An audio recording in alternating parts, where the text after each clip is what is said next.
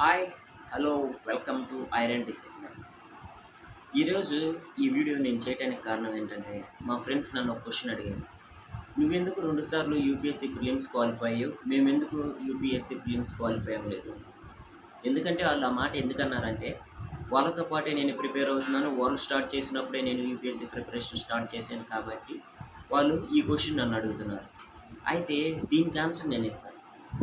నేను UPSC preparation start చేసేటప్పుడు నేను పక్కా ప్లాన్‌తో యూపీఎస్సీ ప్రిపరేషన్‌లోకి అడుగుపెట్టాను.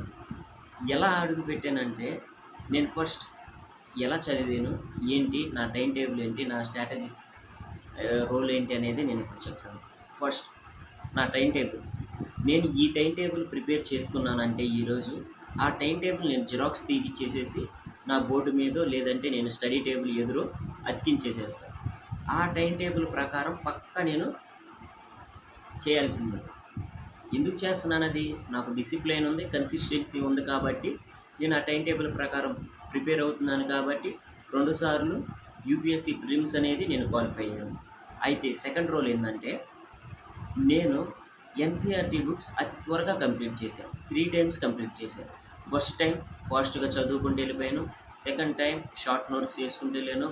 థర్డ్ టైం అర్థం చేసుకున్నాను. బాగా అర్థం చేసుకున్నాను. బాగా రివిజన్ అనేది కూడా నేను చేశాను. అయితే అది నాకు ఫుల్ అడ్వాంటేజ్ అయింది. యూపీఎస్సీ ప్రిపరేషన్‌లో ఎన్సీఈఆర్టీ బుక్స్ చదవటం ఫస్ట్ పూర్తిగా చదవటం వల్ల నాకు ఫుల్ అడ్వాంటేజ్ అయింది. ఆ తర్వాత స్టాండర్డ్ బుక్స్ ఎక్కువగా చదవాలి మనం. ఎప్పుడైతే స్టాండర్డ్ బుక్స్ చదువుతామో అప్పుడు మనకు మంచి అవగాహన అనేది వచ్చిద్ది సబ్జెక్ట్ మీద.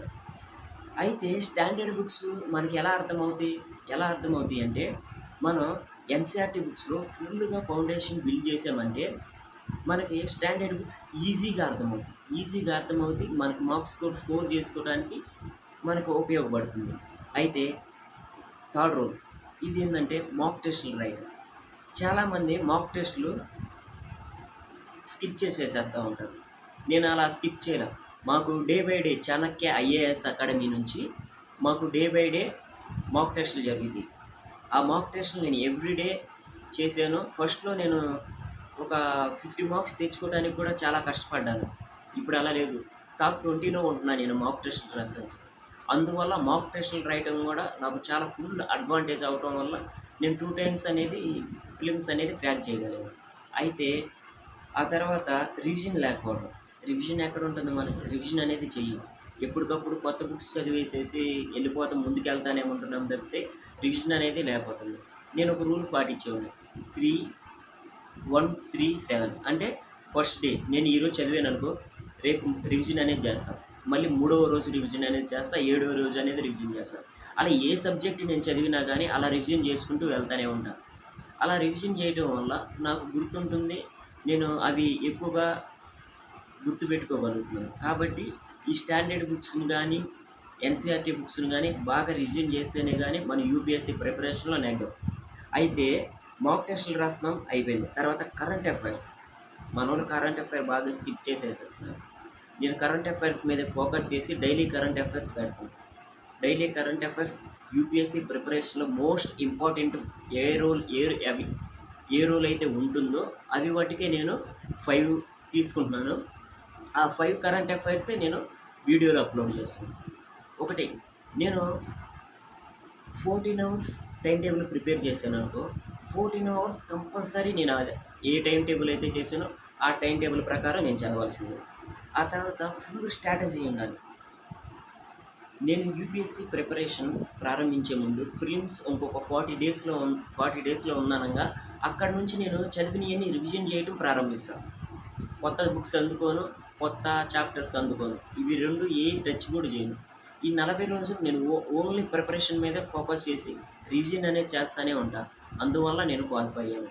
ఇంకొక మోస్ట్ ఇంపార్టెంట్ ఏందంటే, చాలామంది ఏం చేస్తారు, బుక్స్ బ్యాగులు బస్తాలు కొనేసేసి పక్కన పెట్టేసి ఈ బుక్ కాకపోతే ఆ బుక్, ఆ బుక్ కాకపోతే ఈ బుక్ అని చెప్పేసి చదువుతూనే ఉంటారు. ఏ బుక్ మార్చి చదువుతారు.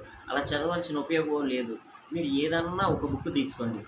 ఏదన్నా ఇప్పుడు ఇండియన్ పాలిటీ ఉంది. ఇండియన్ పాలిటీలో 4, 5 ఎడిషన్ తీసుకుంటారు. నేను 7th ఎడిషన్ చదువుతున్నా ప్రెజెంట్. ఆ ఎడిషన్ ఒక్కటే తీసుకున్నాను. అది కంప్లీట్ అవ్వంగానే ఒకటి కాదు 10 సార్లైనా రివిజన్ చేసినా మనకు ఉపయోగం ఉంటది. నువ్వు అన్ని బుక్స్ కొనేసేసి అన్ని బుక్స్ చదువుతా ఉంటే నీకు టైం ఉండదు. నువ్వు చదువుకున్నవన్నీ కూడా గుర్తు కూడా ఉండదు. అందువలన ఏదైనా ఒకే బుక్ కొనండి. జియోగ్రఫీ అయినా, పాలిటీ అయినా, ఎకానమీ అయినా, హిస్టరీ అయినా ఏదైనా ఒకే బుక్ తీసుకోండి. ఆ బుక్ ప్రకారమే మీరు ఫాలో అవ్వండి. ఆ బుక్‌నే మీరు ఎక్కువగా రివిజన్ అనేది చేయండి. అప్పుడు మీరు యూపీఎస్సీలో స్కోర్ చేయగలుగుతారు. బాగా సబ్జెక్ట్ మీద గ్రిప్ అనేది కూడా ఉంటుంది కాబట్టి మీరు ఈ ప్లాన్ అనేది ఫాలో అవ్వాలి. అయితే నేను మెయిన్స్‌లో ఎందుకు విఫలమవుతున్నాను? ఎందుకు ఫెయిల్ అవుతున్నాను మెయిన్స్‌లో?